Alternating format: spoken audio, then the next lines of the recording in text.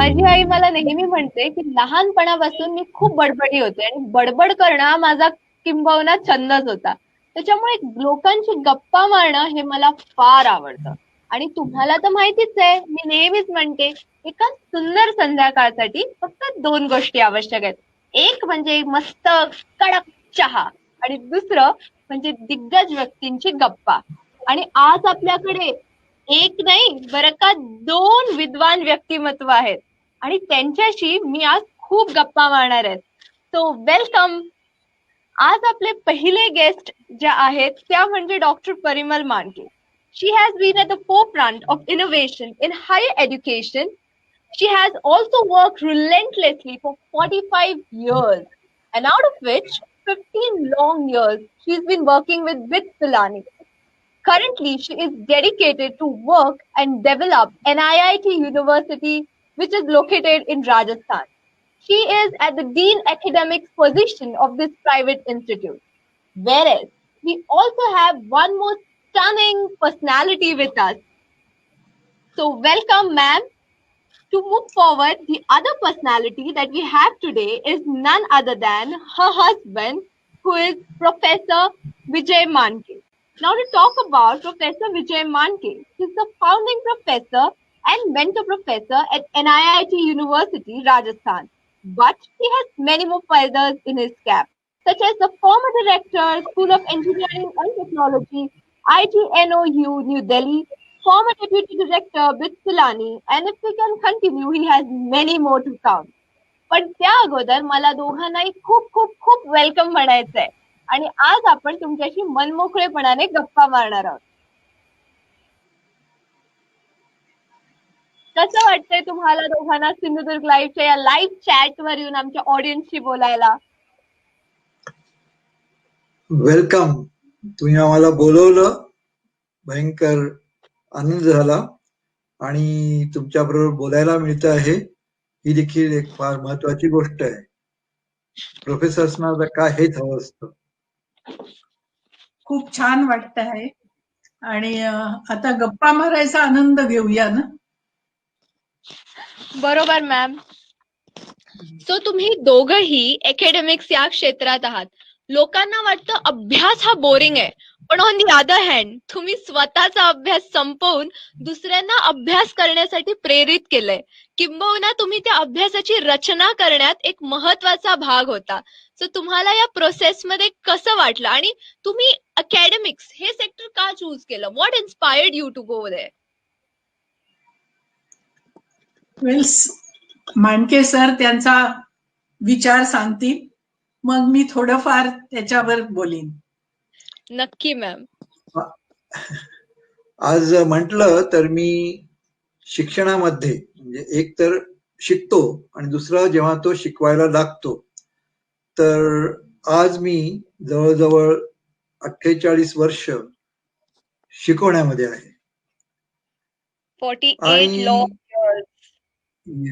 Yes आणि अजून काम करायची भयंकर इच्छा पण आहे आणि तयारी पण आहे.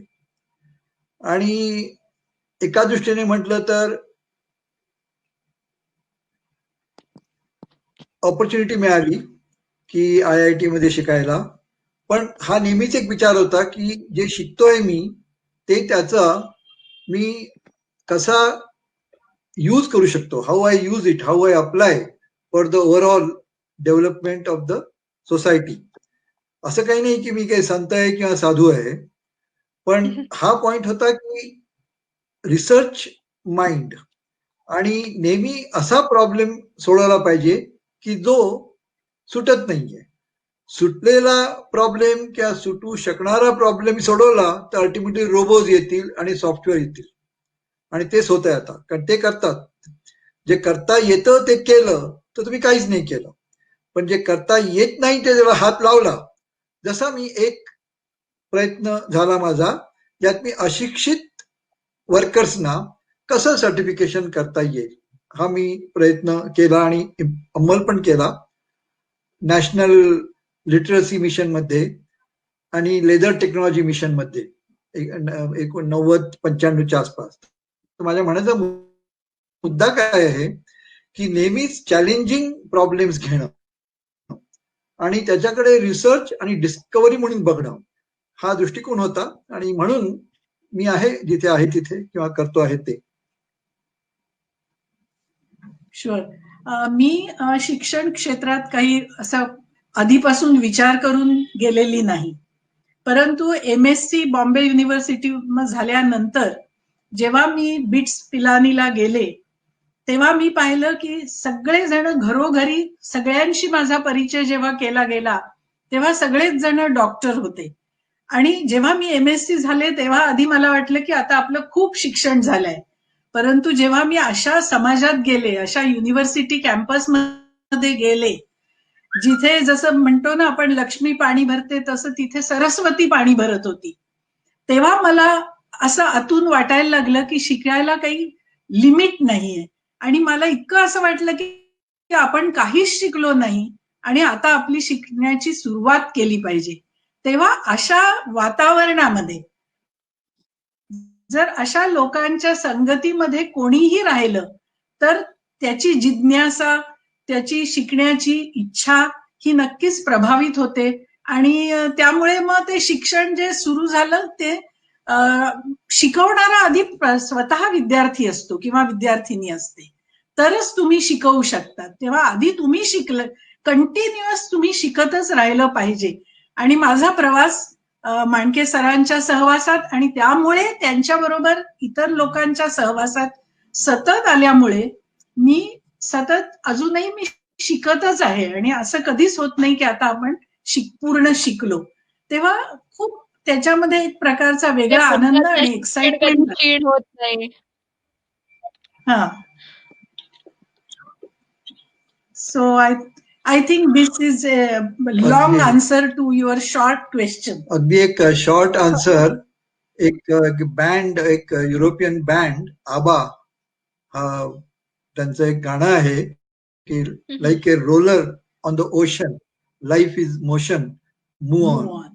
सो सिमिलरली मला हळूहळू लक्षात आलं आम्हाला दोघांनाही, आणि माझ्यामध्ये तुझ्यासारख्या यंग मुलांना आणि यांना ही लक्षात यायला लागेल की like a roller on the ocean, learning is a motion,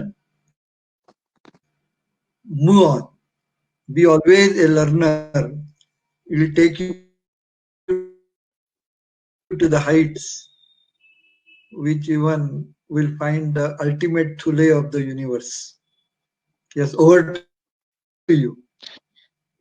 ते म्हणतात की शिकणं आणि शिकवणं हे खूप क्लोजली रिलेटेड आहे, ह्यांचा खूप चांगला संबंध आहे, पण ह्या दोन वेगवेगळ्या गोष्टी आहेत. शिकतात तर खूप जण, पण शिकवणं हे फार फार कमी जणांना जमतं. शिकवणं is a selfless process. It's about giving and sharing your knowledge. आणि ते म्हणतात वाटल्याने ज्ञान वाढतं. सो तुमचं याबद्दल काय म्हणणं आहे? तुम्ही काय परसेप्शन या गोष्टीकडे बघता आणि तुम्हाला टीचिंग मध्ये येण्यासाठी काय इन्स्पायर केलं? What inspired you to be teachers? पहिल्यांदी परत मी सांगू इच्छितोय की मी टीचर म्हणून आलो नाही. टीचर हा पहिल्यांदा विचार नव्हता. विचार होता रिसर्चर. झालं काय की मी ऑफकोर्स माझी PhD केली IIT कानपूरला 1970-71 ला झाली माझी PhD. दोन गोष्टी, ज्या दिवशी मला PhD डिग्री मिळाली आणि त्या दिवशी मी ऑफकोर्स संध्याकाळी हॉस्टेलला परत आलो, म्हणजे IIT ला कॉन्व्होकेशन होतं. आणि नाही, त्याच्या आधी हे माझा मी थिसिस सबमिट केला होता आणि झालं होतं. हॉस्टेलला बसलो होतो मी आणि तेव्हा Apollo 13 mission, the moon mission travel करत होतं. आणि तुम्हाला माहितीच आहे की Apollo mission actually as such was a failure, but it is the most successful because at the last minute they took a decision of not to land because there was a fuel optimization problem. And then how they came back. But when the mission was on, त्या दिवशी IIT Kanpur मध्ये electricity गेलेली होती. So we were sitting in the darkness and there the man's moon mission was going on. आणि तो चौकीदार तिकडे होता. तो मला म्हणत होता की साहब, क्योंकि बोलायचे आम्ही सगळे बसताना तिकडे हॉस्टेलच्या रूम मध्ये बसलो तिकडे, तो बोला साहब आपको तो पीएचडी, आप तो बड़े हो जाओगे, लेकिन हमारा क्या होगा. आणि तेव्हा असा एक मनात विचार आला की यस, मी शिकलो आहे, मला ही ऑपॉर्च्युनिटी मिळाली आहे, पण मी ह्यांच्याशी कसं रिलेट करू शकेन. तेव्हा तुझ्या प्रश्नाचं उत्तर मी त्याचं हे करतोय की असे प्रश्न हा बिकेम ए रिसर्च क्वेश्चन, मी आहे का की नाही, आणि मी जाईन दुसरीकडे उडून आणि मग मी काय करू शकत नाही. तर मी सारखं की असं म्हणत नाहीये की सारखी अशी काही भावना होती म्हणून, पण बेसिकली चॅलेंजिंग प्रॉब्लेम्स जर एक्साइट करत राहिले आणि तुम्ही त्याच्याकरता एन्व्हायरमेंट करून स्वतःला अप्लाय केलं तर तुमची स्वतःचीच बुद्धी आणि केपेबिलिटी वाढत जाते. तर ह्या सेल्फिश विचाराने मी नेहमी अशी इन्व्हॉल्वमेंट करत गेलो आणि हे तुझ्या प्रश्नाचं उत्तर असं करता करता तसे आणि कशा कशा प्रकारामध्ये शिक्षणाच्या मी उतरलो.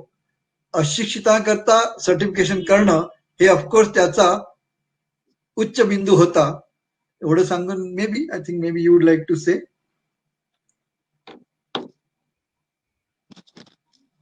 मॅम. नाही हा नाही असं आहे की शिकवण्याचीच खास जसं मी म्हंटल, मी काय आधी असा विचार केलेला नव्हता की मला शिक्षिका व्हायचं आहे.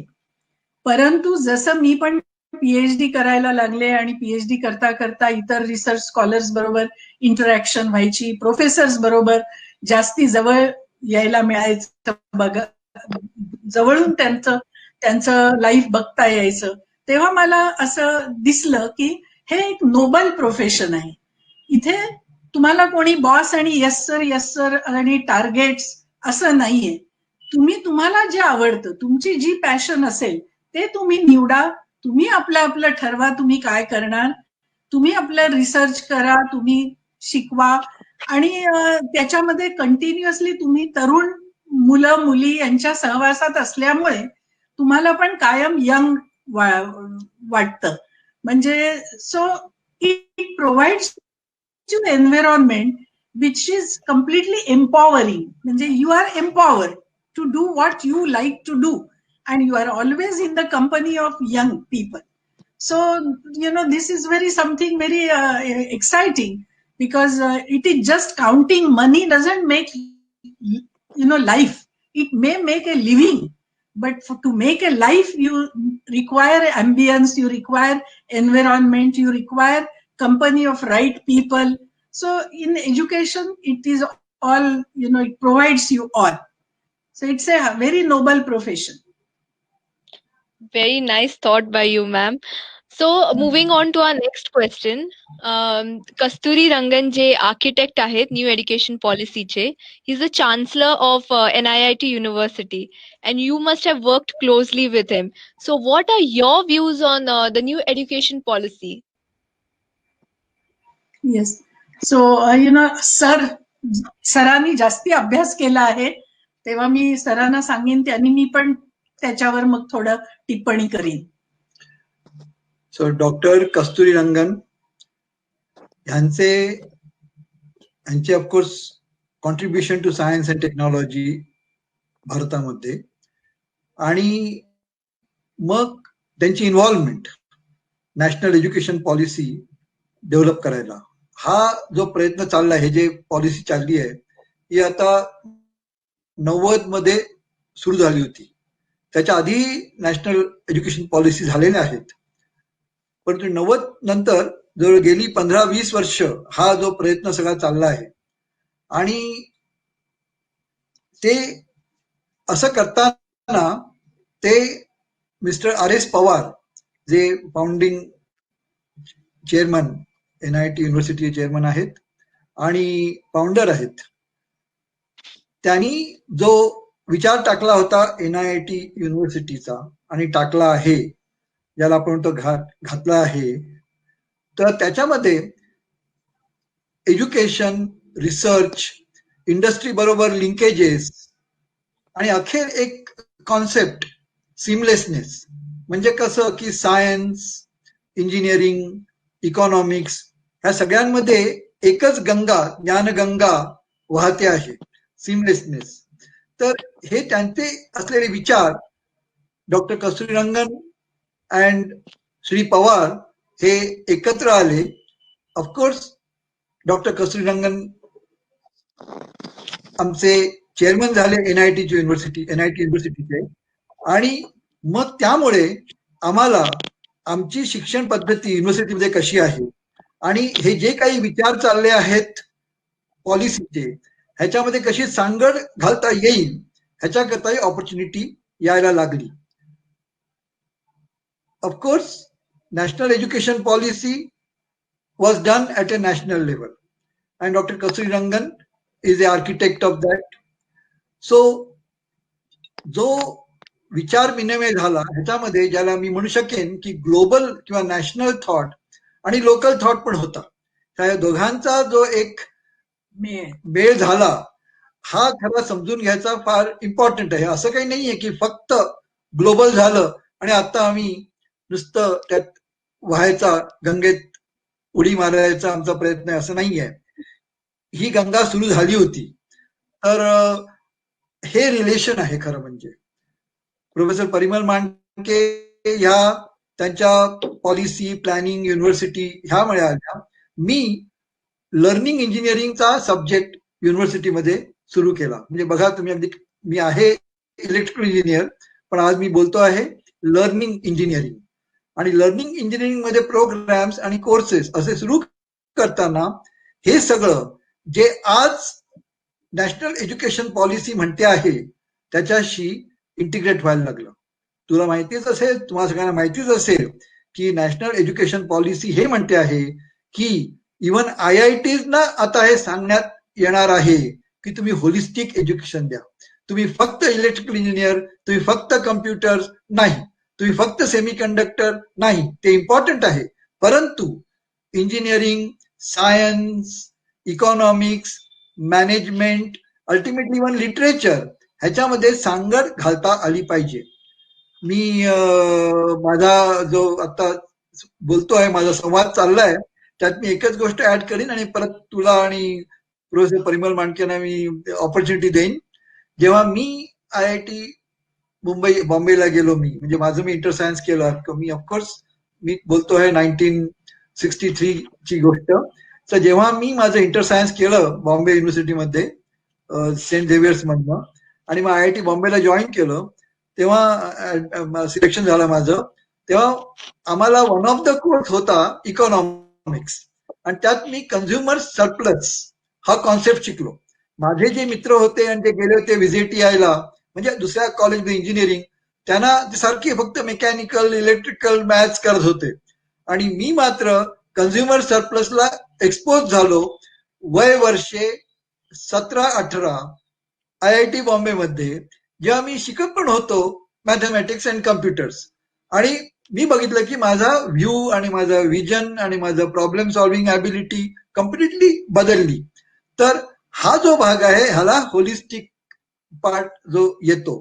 ह्याच्यानंतर पुढे मी आणखीन गोष्टी केल्या, जसं बिट्सला आलो आणि इंडस्ट्री लिंकेजेस, ते मी बोलीन याच्याविषयी. पण हा एक महत्वाचा मुद्दा नॅशनल एज्युकेशन पॉलिसीचा आहे. मी ह्याच्यावरती सांगेन पुढे, असं आपण आपलं बोलणं वाढेल तसं. तेव्हा न्यू एज्युकेशन पॉलिसीमध्ये जे फीचर्स आहेत, जसं आता यांनी म्हटलं की होलिस्टिक करिक्युलम, त्यानंतर इंडस्ट्रीला एक्सपोजर थ्रू इंटर्नशिप्स, अशा कित्येक गोष्टी ज्या न्यू एज्युकेशन पॉलिसीनी रेकमेंड केल्या आहेत त्या NIT युनिव्हर्सिटीमध्ये आम्ही 10 वर्षापासून सुरुवातीपासूनच इंट्रोड्यूस केलेल्या आहेत. तसंच कम्युनिटी सर्व्हिस, इव्हन NIT युनिव्हर्सिटीमध्ये पहिल्या वर्षापासून आमची सगळे विद्यार्थी आणि विद्यार्थिनी दर आठवड्याला एक दिवस विलेज स्कूलमध्ये जाऊन विलेज चिल्ड्रन, त्या मुलांना 2 तास त्यांच्या बरोबर शिकवतात. ही एक सुरुवात होती. आता आणखीन सुद्धा विलेजेस मध्ये नियर बाय आमचं लोकेशन इतकं छान आहे की म्हटलं तर आम्ही गुरगाव पासून अगदी जवळ आहोत, विच इज अर्बन प्लेस, पण आम्ही अगदी विलेजेसच्या मध्ये आहोत.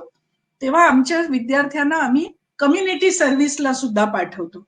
So you will find that many features of the new education policy which have been actually implemented NIT युनिव्हर्सिटीनी सुरुवातीपासून. आमच्या इथे प्रत्येक प्रोग्राम मध्ये आम्ही 6 महिने विद्यार्थ्यांना इंडस्ट्रीमध्ये पाठवतो आणि त्याला क्रेडिट देतो. ते नुसतं सर्टिफिकेट नाही देत, ग्रेड देतो. म्हणजे त्यामुळे विद्यार्थ्यांचा सिरियसनेस त्या पार्टिसिपेशन मध्ये खूप वाढतो. तेव्हा रेलेव्हंट इंडस्ट्री, रेलेव्हंट एज्युकेशन, आणि हा पण एक मुद्दा जो न्यू एज्युकेशन पॉलिसीमध्ये आहे तो NIT युनिव्हर्सिटीमध्ये पहिल्यापासून आहे. तेव्हा बऱ्याच गोष्टी आहेत ज्या आम्ही या युनिव्हर्सिटीमध्ये करत आहोत आणि काही नवीन आम्ही त्यातनं NEP मधनं शिकू आणि ते पण आम्ही आता इंट्रोड्यूस करू. थोड्या ग्लोबल गोष्टी मी आता म्हणजे मी NU पासून जरा थोडा दूर जातोय आणि मी नॅशनल लेवलला आणि NEP मध्ये जातोय आता. तर त्यांनी काही ग्लोबल गोष्टी त्यांनी काय आणल्यात, तर पहिल्यांदी ट्रॅडिशनली युनिव्हर्सलायझेशन ऑफ एज्युकेशन अशा गोष्टी सगळ्या आहेत. म्हणजे त्या सगळ्या आहेत, मी त्याच्याशी बोलत नाही आता, कारण त्या आपल्याला माहिती आहेत, त्या 1960 पासून चाललेल्या आहेत. परंतु एक इम्पॉर्टंट पार्ट त्यांनी केला आहे की आता डिजिटल एज सुरू झाला आहे आणि न्यू लर्निंग आउटकम्स येत आहेत. तर theory of learning is changing. मी आता थिअरी ऑफ लर्निंग मध्ये बोलत नाही पटकन, कारण नाही तर ते अकॅडमिक डिस्कशन जास्त होईल. परंतु स्ट्रक्चरली आता लर्निंग आउटकम्स कुठले, तर एक कसं समजायचं की कुठलीही जी आपण गोष्ट बोलतो त्यात कॉम्प्लेक्सिटी असते. गोष्टी कधी सिंपल नसतात. गोष्टी नेहमी रिक्वायरमेंट्स, कस्टमर इज इम्पॉर्टंट. आता मी गणित शिकतोय आणि कस्टमर कसा, पण आता मला कळलं पाहिजे की कस्टमर असतो आणि कस्टमर कडे मी कधी जाऊ शकेन जर मी गणित शिकलो तर. गणित मी नुसतं गणित शिकायचं म्हणून शिकत नाही. तर जसा कस्टमर आला तर माझा म्हणायचा मुद्दा काय आहे की कॉम्प्लेक्सिटी आहे. तर कॉम्प्लेक्सिटी असली तर तुम्हाला शिक्षणाची जी घटना असते ती असं एक स्टार लाईक पॅटर्न असतं, ते नेटवर्क असतं. स्टार्स मधली कुठली कुठली त्यामध्ये राशी असतात मी आता सांगत नाहीये, परंतु तुम्हाला असं एक नक्षत्र तुम्हाला दिसलं पाहिजे. दुसरी गोष्ट काय आहे, असं असताना तुम्हाला हे कळलं पाहिजे की कसं त्यामध्ये पॅटर्न्स तयार करायचे. So to learn how to create patterns, जशा आई जशी क्रोशा वर्क करते आणि जेव्हा स्वेटरवरती किंवा ह्याच्यावरती करते पॅटर्न्स तयार करते, तसेच पॅटर्न मला आता करता आले पाहिजेत. मी काय बघतो आहे एन्व्हायरमेंट मध्ये, मार्केटमध्ये, बिझनेसमध्ये, हा एक. मग learning to learn, learning to collaborate, learning to regulate. So ही जी लर्निंग आउटकम्स आहेत ह्या 21st सेंचुरी डिजिटल एज मागत आहे. नंतर ह्याच्याकरता मग सायन्स, फिजिक्स सगळं बरोबर येतं. तर अशा मग गोष्टी करता मी करिक्युलम कसा केला पाहिजे, तर हे ह्या नॅशनल एज्युकेशन पॉलिसीमध्ये प्रामुख्याने आणलं आहे आणि ही त्याची खरी स्ट्रेंथ आहे.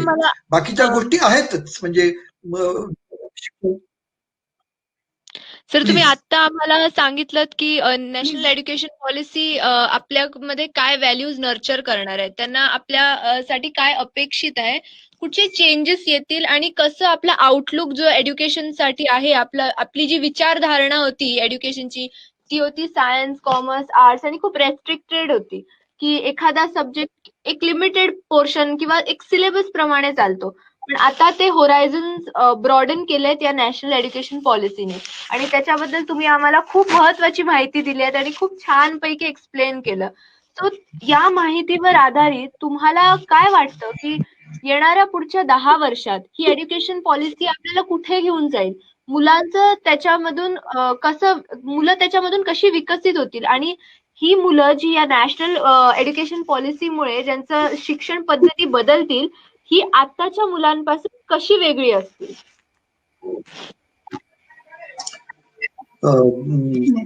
प्रोफेसर परिमल सांगतील त्यांचे विचार, पण मी गोष्टी आणतो काही. एक गोष्ट आहे की 10 वर्षापूर्वी आणि आता मेन फरक काय आहे की इन्फॉर्मेशन प्रोसेसिंग टेक्नॉलॉजी, ज्याला आपण डिजिटल एज, ह्याने आता प्रामुख्याने उडी घेतली आहे. तेव्हा आता आपल्या ह्याच्यामध्ये आज सोशल मीडिया, नंतर तुम्ही म्हणाल आता ट्विटर्स, देन कम्प्युटिंग, इंटरनेट, ही आता रोजच्या गोष्टी झाल्या आहेत. पण होतंय काय मी कालच्या पद्धतीने शिकलो किंवा शिकवलं तर ह्या ज्या नवीन टेक्नॉलॉजी येत आहेत ह्या असे अडथळे वाटायला लागतात. आज साधी गोष्ट आहे की मी म्हणायला लागतो की मी शिकवतो आहे, तुम्ही इंटरनेट आता बंद करा. पण मला आता कळलं काय पाहिजे, इंटरनेट चालू असताना मी कसं शिकवू शकेन. तर ह्याचा अर्थ शिकायची पद्धत आणि शिकण्याची पद्धत दोन्हीही आता बदलत चालली आहे. परवा मी काय करायचो, हा भाग एक फार महत्वाचा आहे, टेक्नॉलॉजीचा भाग. तर ह्या कमिंग 10 वर्षामध्ये मेजर चेंज हा होणार आहे की स्टुडंट आणि शिक्षक ह्या दोघांचाही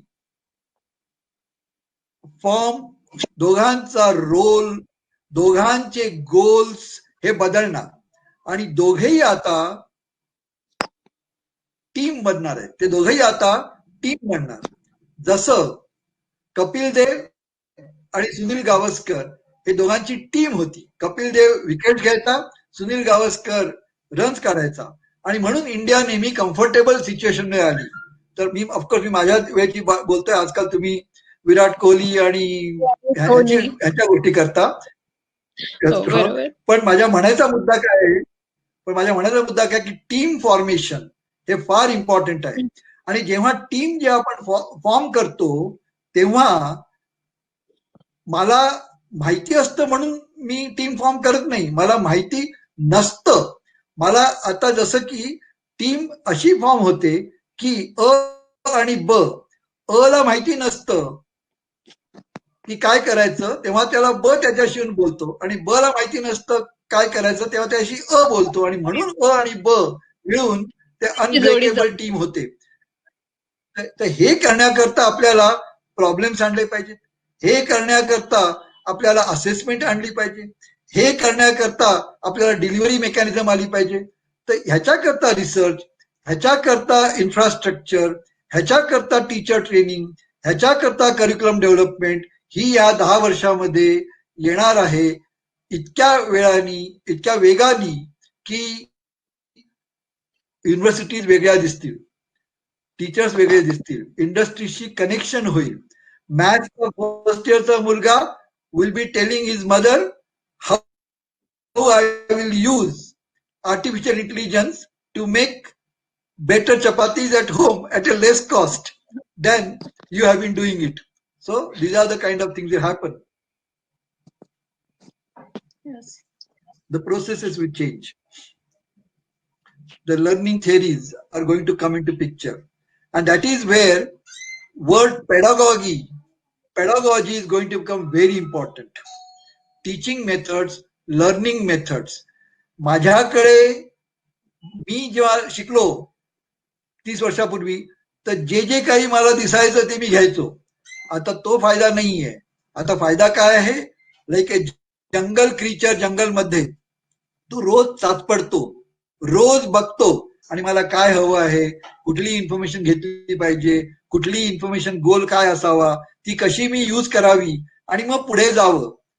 तर हा भाग आता जास्त इम्पॉर्टंट होत जाणार आहे आणि theories of learning are changing, theories of teaching are changing. That's going to be the big difference. Research in that, technology usages for that, those products and everything. Ma'am आपलं मत काय आहे या This is what म्हणजे मला नाही, मी जर new education पॉलिसीकडे पाहिलं आणि 10 वर्ष जर आपण ही सक्सेसफुली त्याच्या मागे जो हेतू आहे, पर्पज आहे, त्याप्रमाणे जर खरोखरीच ती चालवली तर मला असं वाटतं की पहिली गोष्ट म्हणजे examination, excessive importance to examination कमी होईल. एक्झामिनेशन ओरिएंटेशन किंवा एक्झामिनेशन फोकस हा कमी होऊन शिकण्याकडे महत्व जास्ती दिलं जाईल. ही एक गोष्ट. दुसरी म्हणजे लर्नर किंवा स्टुडंटला सेंटर स्टेज मिळेल. म्हणजे काय की त्याला चॉईसेस, जसं आदिती आता तुम्ही म्हणालात की आपण आर्ट्स, कॉमर्स, सायन्स असे कंपार्टमेंट बनवलेत आतापर्यंत रिजिड. तर आता ते कंपार्टमेंट खोलून स्टुडंट सायन्सचा आहे तो आर्ट्सचा पण एक सब्जेक्ट घेईल, आर्ट्सचा पण एक, आणि व्हाईस वर्सा. तेव्हा ज्याला आम्ही सीमलेस म्हणतोय, NIT युनिव्हर्सिटीमध्ये आम्ही म्हणतो एज्युकेशन मस्ट बी सीमलेस, म्हणजे there should not be compartments, walls, cross fertilization. तेव्हा असं न्यू एज्युकेशन पॉलिसीच्या गाभा आहे. त्याच्यामध्ये हे आहे की मुलांना जास्ती चॉईस द्या, ऑपॉर्च्युनिटीज द्या, वेगवेगळे विषय त्यांना जे आवडतात ते शिकण्याचे. म्हणजे याचा अर्थ की लर्नरला तुम्ही मध्यबिंदू ठरवा. आतापर्यंत आपण नुसतं प्रोव्हायडर ड्रिव्हन एज्युकेशन देतो, पण लर्नर सेंट्रिक एज्युकेशनला जास्ती प्राधान्य मिळेल असं मला वाटतं. आणि एज्युकेशन म्हणजे फक्त स्किल द्यायची असं नाही, परंतु फुल कल्चर म्हणजे सगळं एक्सपोजर करून त्याला गुड सिटीझन बनवा. तर हे असं केलं तर नक्कीच, हे जर आपण खरोखरी सिन्सिअरली केलं तर आपली जी नवीन पिढी शिकून येईल त्यांच्यामध्ये आपल्याला फरक दिसला पाहिजे. जे जास्ती जबाबदार नागरिक, ज्यांनी literature, poetry, painting, photography, mathematics आणि व्होकेशनल सब्जेक्ट्स ऑल्सो, त्यांनी व्होकेशनलला पण महत्व दिलेलं आहे. तेव्हा on one hand you become relevant for the emerging economy. At the same time, you also get, training for the 21st century citizen. What it requires, sustainability, environmental sensitivity. या सगळ्या गोष्टी सुद्धा national education policy is permitting you, encouraging you to impart. तेव्हा हा एक चांगला qualitative फरक येईल. परंतु त्याच्यामध्ये खूप मोठं जर आणि तर आहे. जर पॉलिसी पेपरमध्येच राहिली तर अर्थातच फरक काही दिसणार नाही, परंतु जर पॉलिसी आपण खरोखरी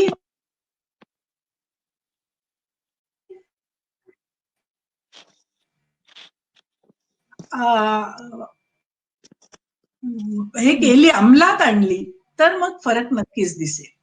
थोडं अगदी प्रॅक्टिकल लेवलला येईल.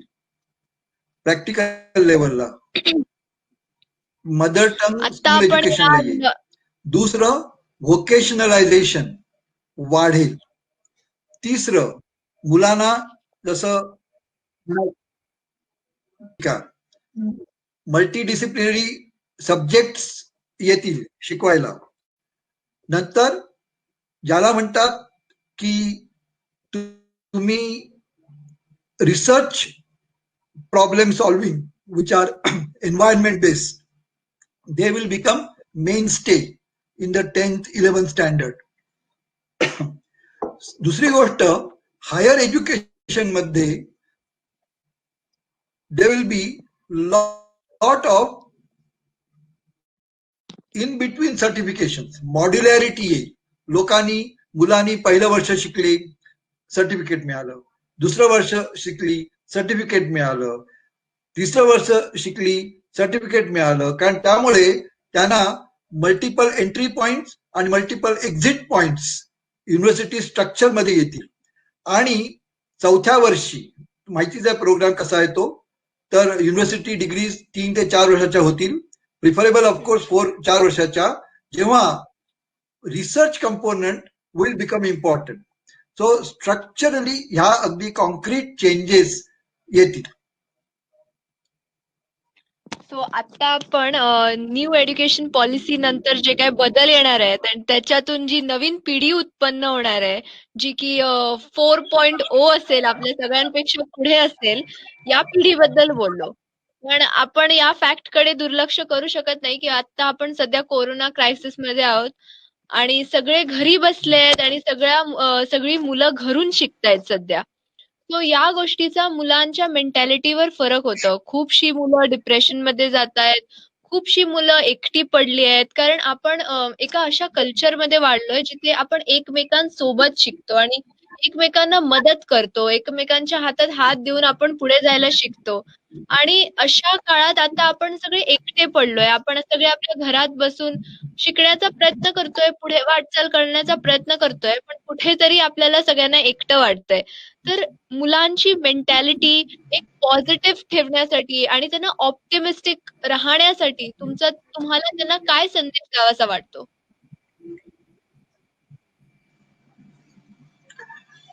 दोन गोष्टी मला ह्याचं उत्तर मला दोन दृष्टीने देऊ इच्छितो मी. एक, जे आता आपण बोललात की मुलांना एकटं स्ट्रेस जो वाटतो, मग घरी पण घरच्या लोकांना देखील तो आता सगळं नॉर्मल बदलली. आता मूल घरी आहे, मुलगा घरी आहे, मग त्याला जबाबदाऱ्या वाढल्या. कारण आई प्रोफेशनल असली तर ती त्या कामामध्ये आहे, मग कशी घराची कामं करायची, टाइम मॅनेजमेंट, रिसोर्स मॅनेजमेंट, हे खरे इश्यू झालेत. आणि तेव्हा जर एक सेकंद जरा, पण तेव्हा जर हाऊस हेल्प अवेलेबल नसेल कोरोनामुळे, तर म्हणजे आणखीनच सिच्युएशन कठीण झाली. आणि त्यात जर वॉशिंग मशीन नसेल, डिशवॉशर नसेल, जर नसतो ठिकाणी, म्हणजे शिकायलाच प्रॉब्लेम वाढले. तर हे प्रॉब्लेम्स, हे रियालिटी आहे. आणि ह्यातनं परत शिकवायचं आहे, शिकवायलाही कठीण. पण दुसऱ्या गोष्टीने ह्याचा अर्थ तुम्हाला इनोव्हेट केलं पाहिजे. आणि मी पटकन सांगू इच्छितो, असा एक एक्सपेरिमेंट आम्ही NIT युनिव्हर्सिटीमध्ये केला. तर ह्या वर्षीच करोनामुळे युनिव्हर्सिटीने आधी समर वेकेशन केली आणि स्टुडंट फर्स्ट इयरची, सेकंड, थर्ड इयरची घरी गेली. घरनं शिकत होती, कोर्सेस चालले होते. तर आम्ही काय केलं की फर्स्ट इयरची मुलं आणि थर्ड इयरची मुलं, ही इंजिनिअरिंगची मुलं आहेत ऑफकोर्स सगळी, computer science, electrics and communication, biotechnology, पण आम्ही त्यांना प्रोजेक्ट कंपोनंट कोर्सेस मध्ये होता. तर मी कोर्सेस बोलतोय, फर्स्ट इयरचे कोर्सेस मॅथमॅटिक्स आणि प्रोग्रॅमिंग, आणि थर्ड इयरचे courses computer vision and digital image processing. आणि आजकाल तुम्हाला माहितीच आहे की जशी तू बोललीस, AI and all these kind of things. So the whole smart industry, the industry 4.0, India today is trying to compete the world in that context. The startups are coming. So आम्ही काय केलं की आम्ही त्यांच्याकडनं अशी प्रोजेक्ट्स आणली, आणि ही projects आणली, आणि आता ह्याच्यावरती आम्ही पॅडागॉजी वापरली. कशी? एक स्मॉल प्रॉब्लेम घे की ट्रॅफिक जॅम झाला आहे आणि तो आता आम्हाला सोडवायचा आहे. तर बँगलोरमध्ये झाला आहे ट्रॅफिक जॅम, त्यांना सोल्युशन्स हवी आहेत. रोड्स वायडन केले, फ्लायओव्हर्स केले, पण प्रॉब्लेम सुटत नाही, अगेन ट्रॅफिक जॅम्स होत आहेत. तर ह्याच्याकरता मला त्यावेळेस काय प्रोसेस सिच्युएशन आहेत, कुठल्या गाड्या काय कसे डिलेज चालले आहेत, आणि in real time if you can try to find out की which traffic plans are not getting used and make them use by proper solutions, technological solutions. तर हा प्रॉब्लेम आला. मी सांगायचा प्रयत्न करतोय की आता जेव्हा करोनामुळे घरी मुलं बसली होती, घरी होती म्हणजे आणि शिकत होती, तर आम्ही प्रोजेक्ट आणलं. काय? कम्प्युटर विजनचं प्रोजेक्ट. बँगलोरच्या ट्रॅफिक जॅम वरती digital cameras taking pictures, from those computer vision pictures digital इंटरप्रिटेशन्सने ते मॅनिप्युलेशन करून कुठे कुठे ट्रॅफिक अनयुटिलाइज्ड आहे तो शोधून काढा, आणि मग त्यामुळे कंट्रोल्सना सजेशन द्यायची की तुम्ही कसा ट्रॅफिक इम्प्रूव्ह करा. सांगायचा मुद्दा मला हा आहे, मी आता काही हा प्रॉब्लेम तुम्हाला सांगत नाहीये, पण हे सांगतो आहे की त्यामुळे थर्ड इयरची मुलं, फर्स्ट इयरची मुलं हे आपापले टॉपिक सब्जेक्ट घेऊन ते कसे ह्याला अप्लाय करू शकतील, ज्याला मी म्हटलं आता की ओपन एंडेड प्रॉब्लेम सॉल्व्हिंग, जे रिसर्च प्रॉब्लेम्स इंटिग्रल पार्ट झाले माझ्या मॅथमॅटिक्सच्या कोर्सचे, माझ्या प्रोग्रामच्या कोर्सचे, माझ्या थर्ड इयरच्या कम्प्युटर विजन कोर्सचे. आणि तेवढंच नाही तर थर्ड इयरची मुलं आणि फर्स्ट इयरची मुलं दोघेही बरोबर शिकत होती. तर तेव्हा तू आता म्हणतेस व्हॉट्सअप, तू आता म्हणतेस सगळे गुगल, झूम, मीट, दे वर using it for this purpose, आणि टुगेदर प्रॉब्लेम सोडवत होते. तर अशा प्रकारे बदलल्यामुळे ती मुलं ऍक्टिव्ह झाली, इतकी स्ट्रेस झाली नाहीत, थोडी मजा पण झाली, आणि आम्ही असा प्रयत्न केला. तर हे pedagogic innovation is what we did. तर अशा गोष्टी करायला लागतील. सर तुम्ही म्हणालात की फर्स्ट करून इयरचे असा त्याच्याबद्दल फाईट केलं पाहिजे. सर तुम्ही म्हणालात की फर्स्ट इयरचे स्टुडंट्स आणि थर्ड इयरचे स्टुडंट्स यांनी एकत्र येऊन प्रोजेक्ट केला आणि या पद्धतीने तुमची युनिव्हर्सिटी आय मीन NIIT युनिव्हर्सिटीने मुलांचं मेंटल हेल्थची पण काळजी घेतली, त्यांना ऑप्टिमिस्टिक ठेवलं. पण त्याच वेळी आपल्याला हे लक्षात येतं की जी मुलं लास्ट इयर, जी मुलं फायनल इयरला होती, त्यांच्या परीक्षांची खूप गडबड झाली. सो त्या मुलांच्या ज्यांच्या परीक्षा झाल्या नाहीत, त्यांना इव्हॅल्युएशन कंपोनेंट्स व्यवस्थित लागले नाहीत किंवा ज्यांची या कोरोना काळात फरफट होत गेली, ती म्हणजे खरं तर लास्ट इयरची मुलं आणि हे सगळ्यांनाच ठाऊक आहे. सो मग तुम्हाला याबद्दल काय वाटतं की त्या मुलांच्या भवितव्यावर या कोरोनाचा काय इफेक्ट होईल किंवा त्यांची नोकरी, त्यांचे जे फ्युचर प्रॉस्पेक्ट्स होते त्याच्यावर या सगळ्याचा काय इफेक्ट होईल?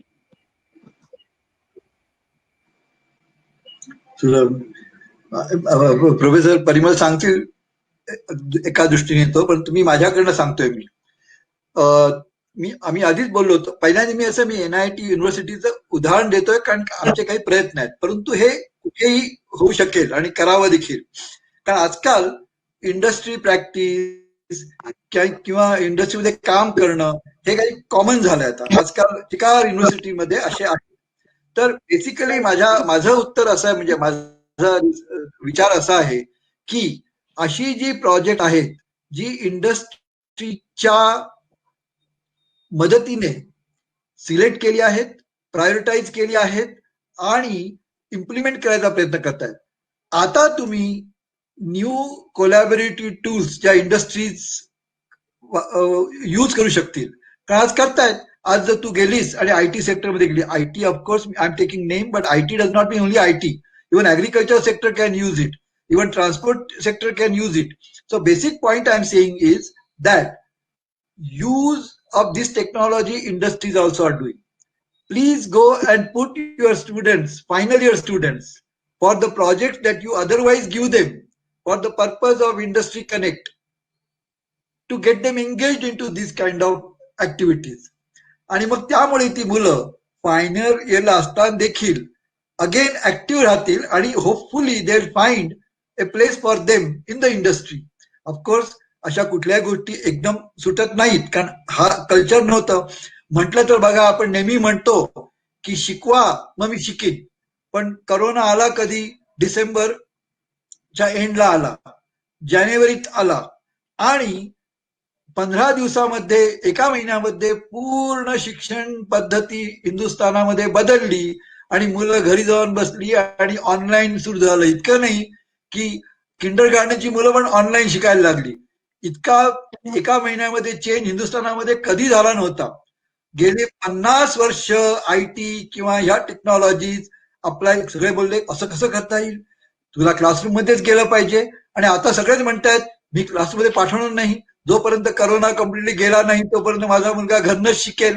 आता बघा, तीच आई किंवा तेच वडील जे पाठवायला ते बोलले असं कसं शिकेल, आता म्हणतात असंच शिकेल, असंच शिकतील. तर हा बघून घ्या की माणसं किंवा behaviour, customer, the users, how they change there thought. So I think हे उत्तर आहे त्याचं. Create the situation and change your systems. May be आपल्याला काही सांगायचं नाही, जनरली मला असं म्हणावं वाटतं की जर तुम्हाला अल्टिमेटली हायर एज्युकेशनचा हेतू काय असतो की आपण आपल्या इकॉनॉमी करता मॅनपॉवर ट्रेन करतो. म्हणजे प्रायमरी एज्युकेशन नंतर सेकंडरी एज्युकेशनला जातो आपण, सेकंडरीवरनं टर्शरीला जातो. तेव्हा सेकंडरी एज्युकेशनचा पर्पज असतो to prepare for tertiary education, पण टर्शरी एज्युकेशनचा पर्पज असतो to prepare for the industry. तर ज्या संस्था किंवा ज्या शिक्षण पद्धती त्या आधीपासूनच त्या इंडस्ट्रीशी लिंक होतात, त्यांना अशा अनप्रेसिडेंटेड किंवा अगदी कधी न भूतो न भविष्यती अशी सिच्युएशन करोना सारखी आली तरी त्यांनी फारसा फरक पडत नाही, कारण त्यांची प्रिपरेशन असते. त्यांनी ज्या आपल्या कन्व्हेन्शनल एज्युकेशन सिस्टीम मध्ये काय आहे की तुम्ही इंडस्ट्रीला कुठेच तुमचा संबंध येत नाही, सगळ्या तुम्ही परीक्षा नुसत्या पुस्तकं आणि ह्याच्यावर देता, आणि मग एक दिवस संस्था म्हणते की आता मी तुला डिग्री देतो, आता तू तयार आहेस इंडस्ट्रीला जायला, आता you are fit, look for job. Then first time तो विद्यार्थी इंडस्ट्रीशी बघायला लागतो. मग असा काही प्रसंग आला, करोना सारखा तर काही तयारीच नाहीये, परंतु ज्या संस्था आमच्या NIT युनिव्हर्सिटीमध्ये फर्स्ट इयरच्या स्टुडंट्स पासून आम्ही त्यांना इंडस्ट्रीशी फेस करतो प्रोजेक्टच्या माध्यमाने, तेव्हा मुलांची तयारी, प्रिपरेशन इंडस्ट्री करता ऑलरेडीच झालेली असते आणि इंडस्ट्री प्रॅक्टिसला जातात शेवटचे 6 महिने, तेव्हा ते ऑलरेडी एम्प्लॉईंग वर्ल्ड मध्येच आहेत. त्यामुळे अशा संस्थांना ज्या की फार कमी आहेत त्यांना या करोनाने काही फरक पडला नाही. आमच्या NIT युनिव्हर्सिटीमध्ये ऑलरेडी 80% मुलांचं प्लेसमेंट झालेलं आहे, आता 15-20% आहेत ती होती. तेव्हा आमची ती प्रिपरेशन आधीपासून असल्यामुळे हा आम्हाला शॉक ऍब्झॉर्ब करता आला. तेव्हा असं व्हायला पाहिजे. हे बघ, तुला सांगतो ना मी, जो कोणी सारखा स्वतःला तयार ठेवेल कॉम्प्लेक्सिटी आणि अनएक्सपेक्टेड फेस करणं, तो भयंकर पद्धतींचा आणि सिस्टीम्सचा मालिक असेल. कारण त्याला माहिती असेल की अरे असं तर काय, तसं तर काय, तसं तर काय, तसं तर काय, आणि त्यामुळे मग तो नेहमी लर्निंगली नवीन सोल्युशन काढून इनोव्हेटिव्ह होईल. मी आता विचार करत होतो, आज मी इतक्या ज्या वयाचा आहे आज पहिल्यांदा मी अशा प्रकारे बोलतोय. जर मला मी बोललो कंझ्युमर सरप्लस, जर मला IIT वयाच्या 18व्या वर्षी शिकवलं असतं तर मे बी आज मी दिलीप कुमार असतो. पण आता मी ह्या क्षणी कसं बोलायचं, काय बोलायचं, सगळ्या स्किल्स वेगळ्या, डिसिमिनेशन ऑफ नॉलेज वेगळं, सगळं वेगळं. आता सगळ्या लोक आहेत आपली चॅनल्सची, ते सास आणि ससूरच्या TV चॅनल्स बघतात, 40 सिरियल्स असतात. माझे कोर्समध्ये पण 40 लेक्चर्स असतात. माझं हर एक लेक्चर माझं सिरियल असू शकेल का, आणि मी एक नवीन चॅनल सुरू करू शकेन का? वेगळा विचार करणे. चल, innovation is the key to life. तुम्ही नक्कीच लढाई करू शकाल. Yes, that is very well said. Ma'am, आत्ताच तुम्ही दोघे म्हणालात की आता नर्सरी मधली मुलं, चिमुकली मुलं पण आता ऑनलाईन शिकतायत. पण ह्याची एक पॉझिटिव्ह साइड जरी असली की ती सेफ आहे, आई बाबांच्या नजरेदेखत ती मोठी होत आहेत, शिकतायत आणि एका वेगळ्या पद्धतीने शिकतायत, पण त्याचे काही ड्रॉबॅक्सही आहेत. कारण इतक्या चिमुकली मुलं आता त्यांचा स्क्रीन टाइम जो आहे तो खूप वाढलाय. ते आता UV रेज या सगळ्याला एक्सपोज झाले आहेत, फोन किंवा टॅबलेट किंवा लॅपटॉपमुळे. मग ह्यातून जे प्रॉब्लेम क्रिएट होणार आहेत त्याच्याशी आपण कसं डील करू शकतो?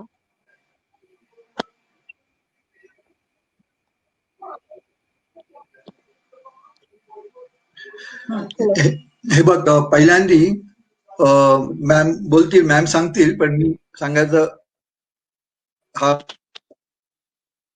मुद्दा करतोय मी की खरा ह्याचा सगळ्या डिव्हाइसेस आणि टेक्नॉलॉजीचा आपण अवलंब करतो तेव्हा इन्फॉर्मेशनचा फ्लो वाढत जातो. खरं म्हणजे जसं इन्फॉर्मेशन वाढत जाते आणि ती आता एक्सपोनेन्शियली ग्रो होते, तर ते कसं मॅनेज करणं. कारण मी एक इम्पॉर्टंट पॉइंट आणतोय की जेव्हा इन्फॉर्मेशन वाढत जाते आणि मला ती त्याच्याशी कोप करायचं असेल तर माझा मेंदू, आता माझा brain now starts falling short.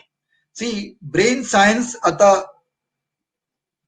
Enter करताय. जेव्हा तू मला हा आता प्रश्न विचारते आहेस तेव्हा त्याबरोबर ब्रेन सायन्स आला. Brain science is telling that every human brain is unique, just as every face is unique, and we, all of us, just like camel has less water, similarly we have less attentional dynamics. Basically माझ्याकडे शक्ती कमी कुठे आहे, तर तू मला बोललीस की ह्यावरती कॉन्सन्ट्रेट करा, ह्या टॉपिक वरती, आणि दुसरा टॉपिक आला तर तिकडे मला शिफ्ट करायचं असेल तर ते शिफ्ट करण्याकरता माझ्याकडे एनर्जी नाही आहे, इन्फॉर्मेशन प्रोसेसिंग एनर्जी नाही आहे. Shifting of the attention is a very difficult process, आणि ह्याच्याकरता आपल्याकडे रिसोर्सेस नसतात. गरिबी ती आहे, गरिबी एक पैशाची आहे, गरिबी आहे, एक आहे धान्याची, म्हणजे जेवायला नाहीये म्हणून. पण गरिबी ही पण आहे की माझ्याकडे इन्फॉर्मेशन प्रोसेसिंग करायची केपेबिलिटी किंवा अवधानं माझ्याकडे नाही आहेत, आणि ती देखील गरिबीच आहे. जेव्हा ती गरिबी नसते तेव्हा चिखलामध्ये कमळ उगवतं, कारण कमळाकडे तो श्रीमंती असते, पण तेव्हा ही श्रीमंती नसते. तर माझ्या म्हणण्याचा मुद्दा काय आहे की आपल्याला, आपल्या समाजाला, देशाला, सोसायटीला ह्याच्यावरती इन्व्हेस्ट करायला लागेल, ह्याच्या टेक्नॉलॉजीवरती काम करायला लागेल. तुमच्यातला हुशारात हुशार जो मुलगा असेल त्याला ह्याच्यावरती काम केलं पाहिजे, त्याने उत्तर शोधून काढली पाहिजेत, कशा इंटरनेट ऑफ लर्निंग थिंग्स करता येतील त्याने उत्तर दिली पाहिजेत, नवीन इंडस्ट्री शोधून काढल्या पाहिजेत, नवीन कोर्सेस येतील म्हणून. तर ह्याचा अर्थ हा आहे. नाहीतर तुम्ही नेहमीच रडूबाई सारखे रडत राहाल, रडूबाई का रडू बाबा सारखे रडत राहाल, आणि उत्तर कुठे काही येणार नाही. हे चॅलेंज आहे, गरिबी ही आहे आणि ही सोडवलीच पाहिजे. ज्ञानगंगा सगळीकडे गेलीच पाहिजे, ह्याच्यावरती इन्व्हेस्ट करा. करोना पण का आला? त्यामुळे आला, ज्ञानगंगा वाहत नव्हती म्हणून. सो हा माझा दृष्टिकोन आहे याच्यावरती. शिक्षण. सर, आजची आपली जी टॅगलाईन आहे, what brought your elders here won't bring the young ones there. So जे आपल्या पूर्वजांनी केलं किंवा जे आपले आई बाबा फॉर दॅट मॅटर त्यांनी जे शिकलं आपण तेच शिकलं तर आपल्याला तो आउटकम मिळेल असं नाही. आता शाश्वती राहिली नाहीये. म्हटलं जातं की जगात जर काही शाश्वत असेल तर ते फक्त प्रेम आणि शिक्षण. पण शिक्षणातली शाश्वती याबाबत आता निश्चित राहिलेली नाहीये. सो तुमचं याबाबत काय म्हणणं आहे? सो आता मी सांगू इच्छितो, शिक्षण आपण म्हणतो तेव्हा म्हणतो, मी समजतो काही गणित हे शिक्षण आहे. मी म्हणतो की शेक्सपियरला समजणे शिक्षण आहे, पण गणित हे शिक्षण नाहीये. शेक्सपियरचं नॉलेज असणं हे शिक्षण नाहीये. शिक्षण आहे ते गणित मी कसा शिकतो हे शिक्षण आहे. Learning process becomes most important. नाव झालंय का आता की लर्निंग प्रोसेस मी शिकत नव्हतो, मी तेच करत होतो. मी प्रॉब्लेम ज्या पद्धतीने काल सोडवला त्याच पद्धतीने मी आज सोडवू इच्छितो, आणि त्यामुळे गाडी सारखी अडकते. साधी गोष्ट घेतो, माझं उत्तर देतो त्याला. मी शिकलो चांगल्या युनिव्हर्सिटीजमध्ये, म्हणजे म्हणायला मला काही त्यात हे म्हणजे शिकलो. आणि मी शिकताना माझ्या इलेक्ट्रिकल इंजिनिअरिंग मध्ये ट्रान्सफॉर्मर शिकलो, मी सर्किट ब्रेकर शिकलो. पण जर मी आज तुझ्याकडे आलो आणि तुला बोललो की मी सर्किट ब्रेकर्स अँड ट्रान्सफॉर्मर शिकलो आहे, तू म्हणशील बाबा हे काय आहे, माझ्याशी बोलू नका. तुम्हाला जर सोशल मीडिया माहिती असेल तर बोला, डिजिटल मार्केटिंग असेल तर बोला, नाहीतर मी अवेलेबल नाहीये, मी बिझी आहे आज म्हणून.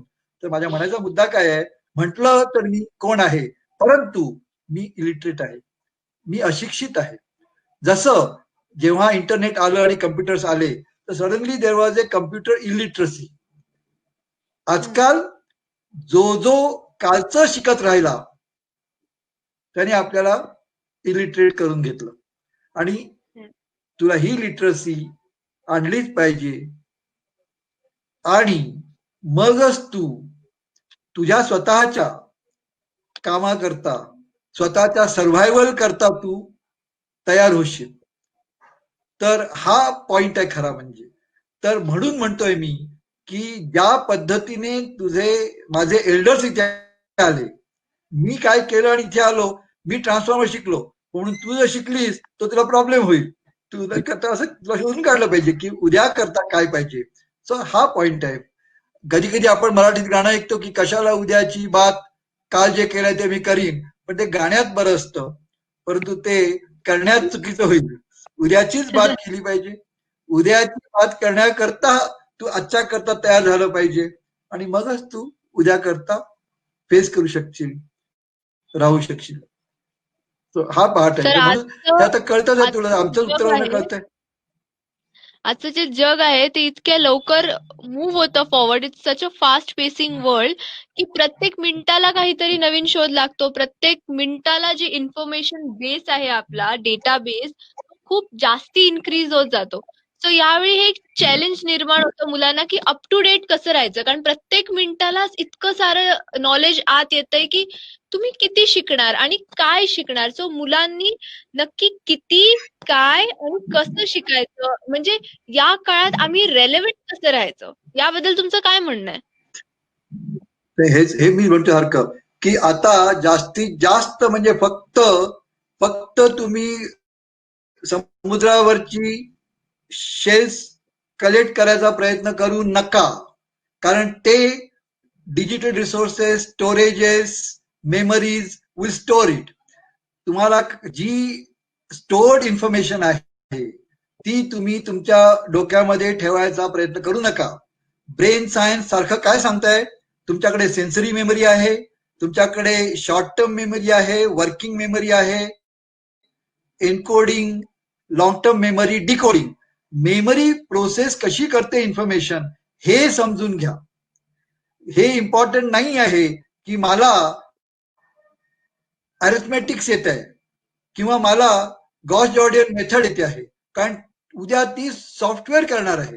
मी कसं त्या सॉफ्टवेअर बसून माझी सिस्टीम तयार करू शकेन ही पद्धत शिकायचा प्रयत्न करा. सारखा हा पॉइंट आहे. आता साधी गोष्ट आहे, तुम्हाला सांगू इच्छितो मी. आता आर्टिफिशियल इंटेलिजन्सचा अल्गोरिदम येतो आहे पोएम करायला. उद्या कवी देखील, उद्या साहिर लुधियानीची पोएट्री हे artificial intelligence algorithm will do. मग काय करेल साहिर लुधियानी? समजायचा प्रयत्न करा. तुम्ही मार्स वरती रोबो पाठवत आहात. मार्स वरचा रोबो आता हळूहळू तुम्ही चेन्नईमध्ये जेव्हा एखादी रोबो आणि मग त्या सेल्स गर्ल सारखा तिला कपडे घालून ती जाऊन तुम्हाला सॅनिटायझर देते आणि म्हणून करता आणि तुम्ही हॅपी करताय, ते होणार आहे मार्स वरती. आणि तेव्हा काय सोशल डिस्टन्सचे चिकार आहे, तुम्ही आहात अर्थ वरती.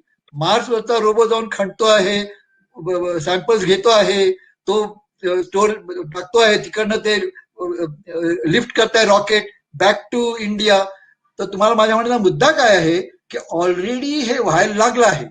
आता हे झालं पाहिजे तुमचं. ह्या प्रोसेसेस डिझाईनच्या शिका, या डिझाईनच्या प्रोसेसेस शिका. आता तुम्हाला डस्टलेस फॅन्स आहेत की नॅनो टेक्नॉलॉजी आली आहे. ते आता तुम्ही म्हणाल की मी झाडू घेऊन मी फॅन साफ करते, मला नोकरी द्या म्हणून, किंवा मी बोललो तुमच्याकडे येऊन की मला तुम्ही नोकरी द्या तुमच्या घरी ऑफिसमध्ये, मी सगळे फॅन साफ करतो झाडू घेऊन, तर आम्हाला काही नको आहे, आमच्या फॅनना काही डस्ट राहत नाही. तर माझ्या म्हणायचा मुद्दा काय आहे की हा भाग टेक्नॉलॉजीचा, परंतु असं करताना ऑफकोर्स इन्फॉर्मेशन प्रोसेसिंग टेक्नॉलॉजी आली आणि तुमच्या सोसायटीमध्ये त्यांच्याकडे ती नसेल, ती इनइक्वॅलिटी आहे. द इनइक्वॅलिटी खरी ती आहे, गरिबी ती आहे, आणि ती सोडण्याकरता तुम्ही इन्व्हेस्टमेंट केल्या पाहिजेत, कमिटमेंट केल्या पाहिजेत. तुमचा बेस्ट स्टुडंट, तुमचा best teacher, best professor, best researcher, तुमचा जो कोणी आईन्स्टाईन असेल त्याने ते काम केलं पाहिजे. आणि त्याने ते केलं नाही तर त्याला जबाब पण विचारला पाहिजे, कारण प्रत्येक प्रोफेशनल हा एक्सटेंडेड प्रोफेशनल असला पाहिजे. सो हे माझं उत्तर आहे, कारण तरच मग त्याला त्याची भाकरी मिळेल. आज आपण 14 ऑगस्टच्या दिवशी भेटतोय आणि उद्या 15 ऑगस्ट आहे आणि आपण शिक्षण याबद्दल बोलतोय आणि भारताच्या प्रत्येक सुजाण नागरिकाने एक सुशिक्षित माणूस होणं खूप आवश्यक आहे, एक सुजाण नागरिक होण्यासाठी. सो आपल्या सगळ्या सुजाण नागरिकांना आणि उद्याच्या जे रिस्पॉन्सिबल सिटिझन्स उद्या होणार आहेत अशा मुलांना तुम्ही काय संदेश देऊ इच्छिता? आपल्या नाही हातामध्ये बाबा, नाही. नाही, मी काय म्हणतो पहिल्यांदा सरांनी केस जास्ती पांढरे केलेत, त्यामुळे असा सल्ला तेच देतील जास्ती. बरं. मी म्हणतोय की आजकाल सगळे हे मानतात की मी एक झाड लावीन, ग्रीनरी तयार करा, हे सगळ्यांना मान्य आहे. पण खरं काय म्हटलं पाहिजे की मी एक अज्ञानी सज्ञानी करीन, आणि हे करताना मी अशा दृष्टीने करणार नाही की माझ्याकडे ज्ञान आहे आणि मी त्याला देतो आहे. मी अशा दृष्टीने केलं पाहिजे की आम्ही दोघेही बरोबर येतो आहोत, ज्ञानी अँड ज्याला मी सज्ञानी आणि अज्ञानी असं मी म्हणतो तो. कारण समजायचा प्रयत्न करा, जो अज्ञानी आहे त्याची क्युरिओसिटी आणि त्याची गरज ज्ञान घ्यायची उच्च कोटीची आहे. जो ज्ञानी आहे त्याच्याकडे प्रोसेसेस आहेत, या प्रोसेसेस त्या उच्च कोटीच्या रिक्वायरमेंटवरशी अप्लाय होतील, तेव्हा नवीन ज्ञान तयार होईल. तुम्हाला मी सांगू मी I hope I am able to communicate with you that only when you apply yourself to a non-solvable, non-feasible problem, only then you will be forced to think of new knowledge. आणि ह्याच्याकरता मी तुम्हाला एक उदाहरण देतोय. मी आज महाराष्ट्रामध्ये आहे. महाराष्ट्रामध्ये एक भयंकर मोठा ज्ञानी आणि भयंकर मोठा डिफरंट काइंड माणूस झाला होता. त्याचं नाव शांताराम बापू.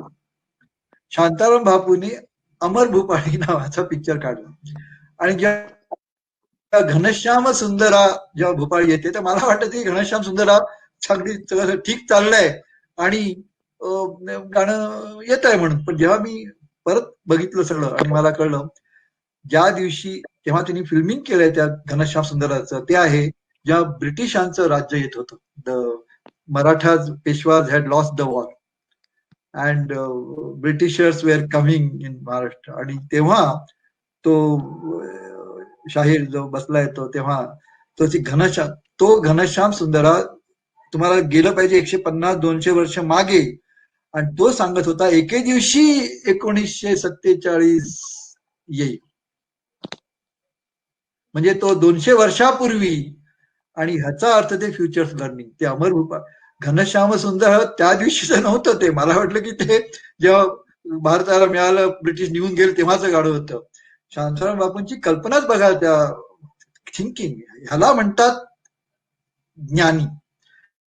आणि हे ज्ञानी त्यांनी करताना त्यांनी एंटरटेनमेंट, मीडिया ह्याच्याशी मिक्स करून, आणि हा काय विचार त्याकडे असेल किंवा तो आला तर माझा मॉडेल तर हे आहे की जेव्हा हे दोघं बरोबर येतील, जेव्हा दिवस आणि रात्र बरोबर येतात, तेव्हाच उद्याचा दिवस येतो. सो हे माझं तुझ्या प्रश्नाचं उत्तर, म्हणजे तू विचारण्याचं उत्तर माझं हे आहे. थँक्यू सर, तुमचं उत्तर खूप छान वाटलं आम्हाला ऐकायला. देणाऱ्याने देत राहावे, घेणाऱ्याने घेत राहावे, घेणाऱ्याने घेता घेता देणाऱ्याचे हात घ्यावे. शिक्षण आणि शिक्षक म्हणजे ह्याची परिभाषा आहे असं मला वाटतं. तुम्ही दोघंही आमच्यासोबत इथे आलात त्याच्याबद्दल खूप थँक्यू. सिंधुदुर्ग लाईव्ह आणि टीम तुमचे खूप आभारी आहेत. आमचे ऑडियन्स पण तुमचे खूप आभारी आहेत. ते म्हणतात education is not to earn a living but to know how to live, असं मगाशीच मानके मॅम म्हणाल्या, आणि त्यांनी खरंच मी भारावून गेले ऐकून.